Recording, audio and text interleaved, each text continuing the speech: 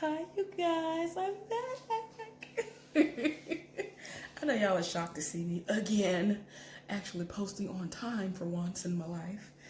Y'all, I'm trying. I really am, but I cannot. And work has been killing me. But anyway, I'm trying to stay ahead of the game. And I'm doing the recap of last night's episode now because I don't know what's going to happen when I get off work today. Because I'm going back to sleep in a couple of hours. I went to sleep earlier, so there's no need to worry about whether or not I'll be able to handle it or not because I'm fine. Y'all, let's get into this recap. But before we do that, please like this video and subscribe to my channel if you already have not done so. Okay, so now we can get into the video. So this started out with, y'all, I got scared. I'm over here doing the most with my charging cable. I was like, what is this? I have issues. Anyway, it started out with Issa Rae like going through like an email or whatever it was that she was looking at. And basically the headliner, Schoolboy Q, shout out to my subscriber who actually told me what the name of the person was, because for the life of me, I could not think of what that person's name was. I could not think of what his name was because she wanted to secure him for the block party. But his name is Schoolboy Q. Okay. So yeah, whoever the person was that sent an email to her was like, look, if he's gonna be there, I'ma be there. So she all excited because she has secured him, a contract has been signed, all of that. So later on, you know, this, and keep in mind, this is 1 month out. So even though it seems like that's a good little amount of time, 30, 31 days, nah, it's still not a lot of time. You still have a lot of stuff to do. So anyway, while she's in the middle of working, literally at the house, all kinds of tenants roll up to her house, knock on the door, and they come inside, and she finds out that the water is off. Now, I'm not sure if this was some kind of scheduled situation, because I know that no matter where you are, even if you're at a job, at your house, or whatever, sometimes people need to turn the water off because that's the only way that they can fix something in particular that needs to be done. So she'd forgotten about it. And I'm just like, knowing Issa, she just didn't pay it. And I'm just like, girl, what is going on? So even this little boy read her for filth. I was like, oh my gosh, y'all. Anyway, so Molly and Andrew end up linking up at Molly's house, and she is deep in work. She has a hectic case she's working. She's been working a whole lot.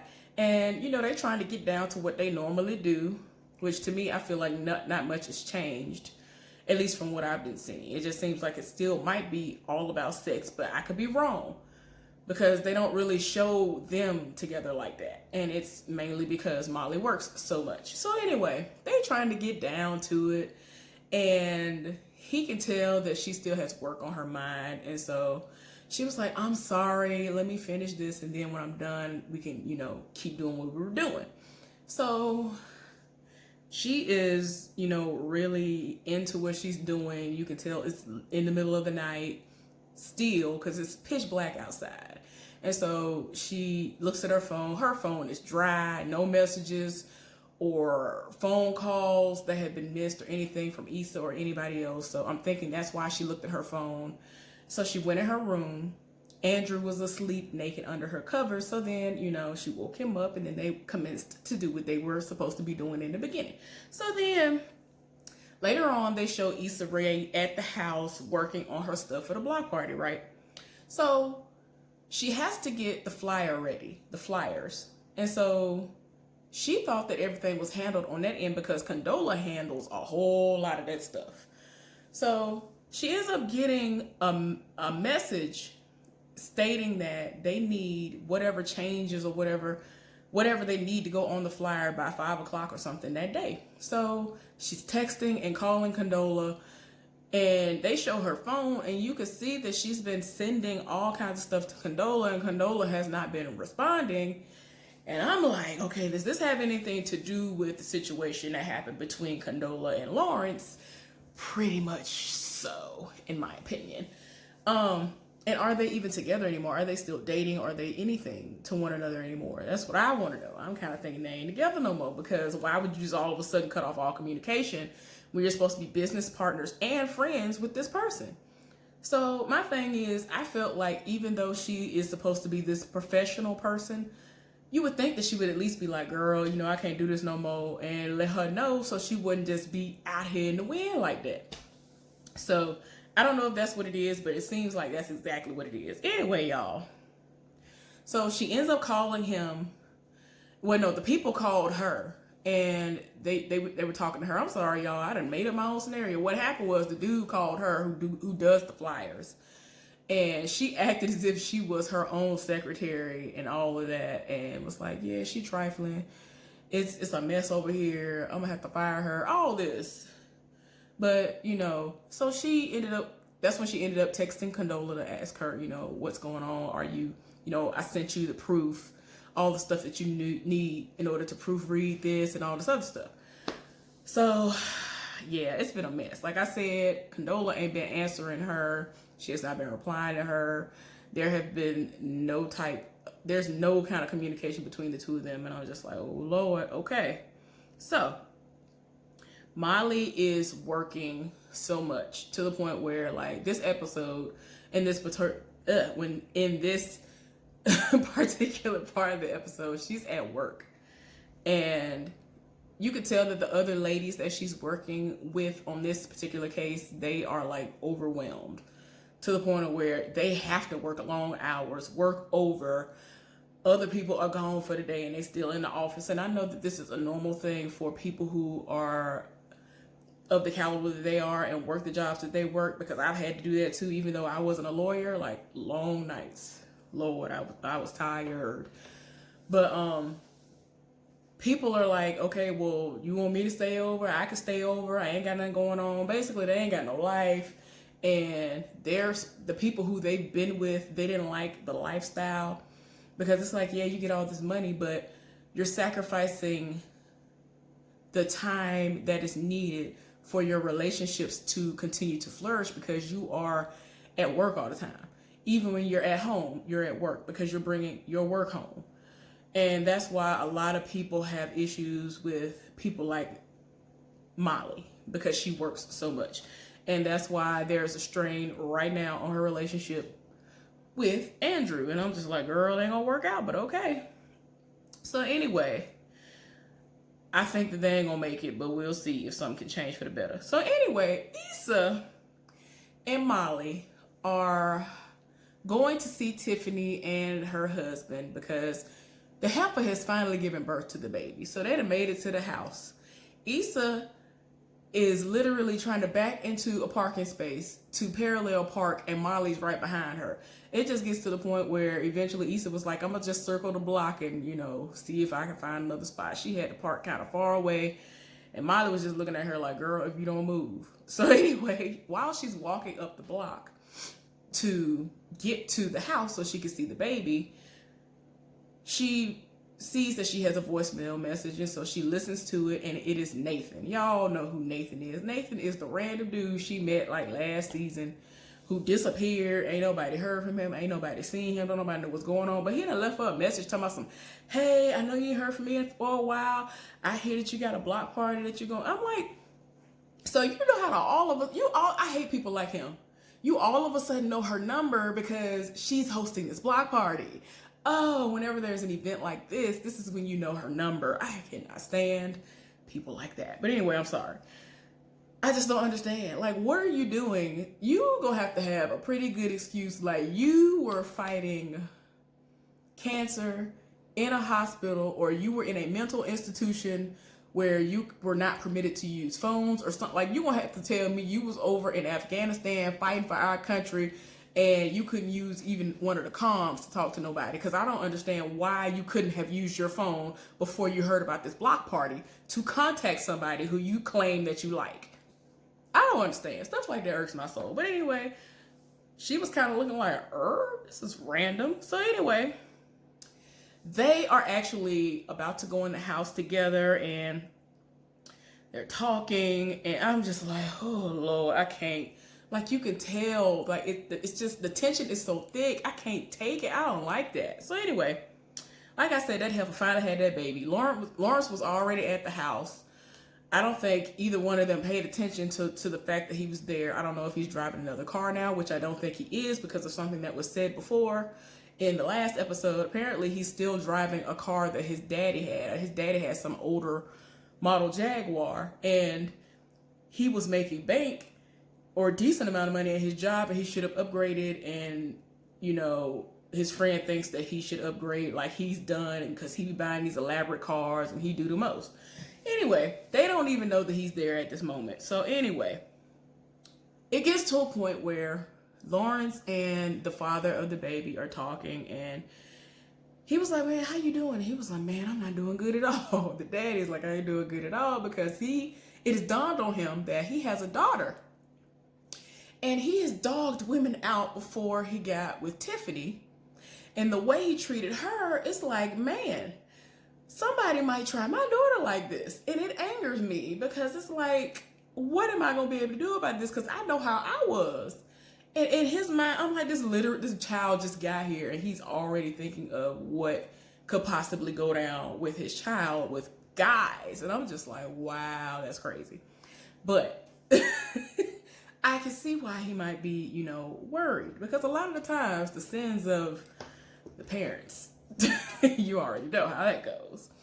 It might end up being a karma type situation. Hopefully not, because I don't wish nothing like that on nobody. I'm just saying it could end up being a trifling situation when the child grows up. Ain't no telling. So anyway, y'all, Molly and Issa are talking, and Kelly's there as well, and it's just so awkward. Like, it's awkward to the point of where Issa was helping to put some stuff away, and Molly was like, well, that's going to go over there. If you had been here last week, you would have known that. And I was like, okay. And Issa was even like, okay, and walked over to put whatever the baby stuff was over on some random table. But, like, the tension is so thick. I just cannot, y'all. So, anyway, back to Lawrence and old boy. They were talking, and he was just like, look, man, me and Tiffany had all these plans before she got pregnant, and a lot of stuff is put on hold. We were going to travel. We were going to do all of these things, but she's here. This baby is here. You never know how things are going to go when a child is involved. So we don't even know when we're going to be able to do anything. Everything is on hold because we literally don't know when we will be able to do any of these things that we wanted to do just alone with just the two of us. So it's like, well, that's how it goes. So anyway, tell me why Molly would go out of the room in her feelings, and then Issa would talk to Kelly, and it's like she would kind of be like, did Molly say something? And then she was, meaning Molly would talk to Tiffany on the side and was like, well, did Issa say something? Like, it's just so crazy. Don't nobody know what's going on, and it's just too much. And it got to a point where Issa, you know, finally now realizes that Lawrence is there, and after everything simmered down, he actually went outside with Issa and they talked, and they were talking about who the baby looked like. He was like, who do you think the baby looked like, him or her? And she was like, well, honestly, I think the baby looked like Kelly. He was like, right? And I'm like, what in the world? That was the last thing I was expecting them to say. But anyway, y'all, it looked as though Lawrence was actually going to say to her, you know, look, I have some situations going on that I wanted to discuss with you. I kind of feel like what he wanted to say to her was that he is no longer with Condola, or he's having second thoughts of being with her, and he kind of wants to be with her again, but I'm not sure. But before he could say what he wanted to say to her, her phone rang, and that's when she found out that the headliner dropped out. So she's like, what do you mean? What you mean he dropped out? So she in her feelings about that. His name is all over all these flyers that have gotten printed out. Ain't nothing that can be changed. The stuff literally has been printed out. So ain't no refund, ain't no changing. You're going to have to come up off some more money for the flyers. So she tried to figure out what she going to do. So Lawrence sees that she's in distress, and he's like, you sure you all right? okay, anything I can help you with? So, you know, she's like panicked because she was like, I don't know what I could do. And she kind of brought up the fact that she hasn't been able to get in contact with Condola. So she don't understand what's going on with that. So I kind of was thinking that he was going to be like, well, I've been meaning to talk to you about that. It's because of me. And she think that I still want you, which is true, because had you not cheated, we would still be together right now. And she don't want the same things I want, which is marriage and all of that. Y'all, so I don't know, but it just got to the point where Issa was just like, all right, I gotta go to try to figure out what I'm gonna do. So she ended up going in the house and telling everybody goodbye or whatever. She was like, I'm sorry, I'm not gonna be here because I gotta go handle something that came up out of nowhere. Molly is doing the most. She looked out the window earlier and saw Issa and Lawrence talking. So she was like, here we go. And they literally were not doing anything out of the ordinary. They were not sneaking around. They were not doing nothing. And she was just like, she got the audacity to say to me, I'm doing old Molly stuff, but look at her doing old Issa stuff. And, you know, was referring to her being outside talking to her ex. And I'm like, if they're not doing anything, and, you know, even if it comes to light that he's now single, Issa's single too. So if they talk, that's up to them if they want to stay together or get back together or whatever. So why you in your feelings? Like, she needs to focus on her relationship or lack thereof, because ain't nothing going on and her situation is going down the drain quickly. So I'm gonna need for her to focus on what she need to focus on. Anyway,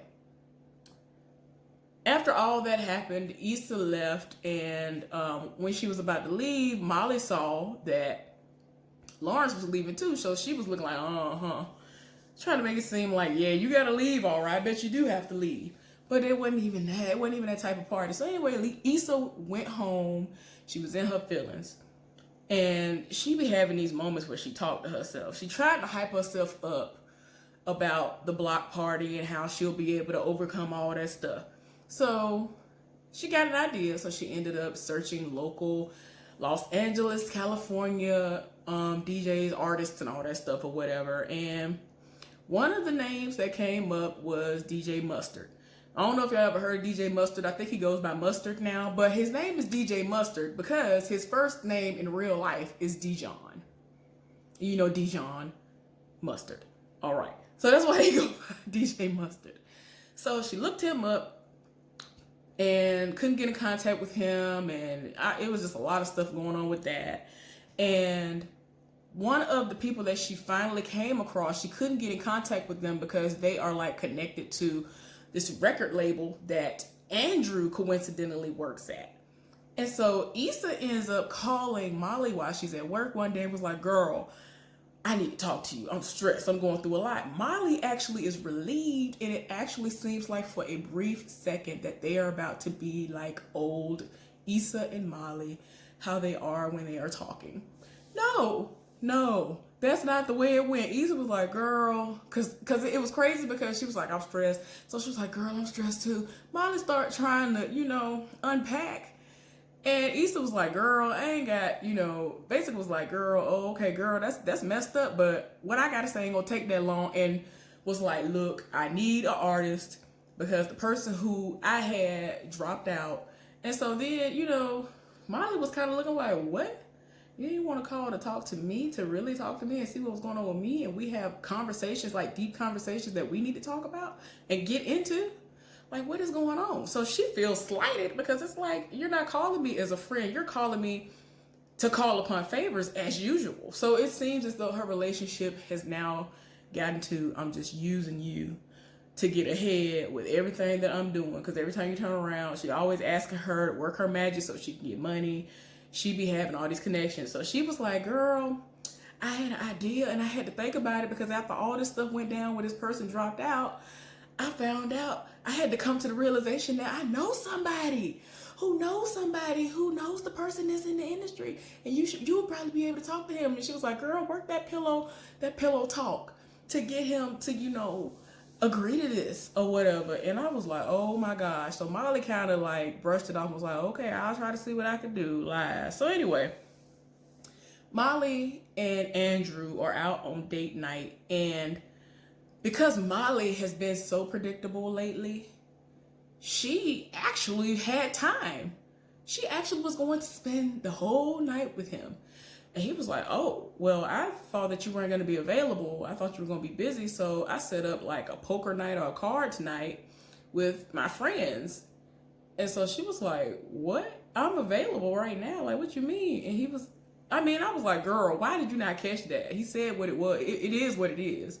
You're never available. Y'all will have these date nights and you'll have these moments where you want to link up and then all of a sudden you're busy, like every single time. So I don't blame him for having a backup.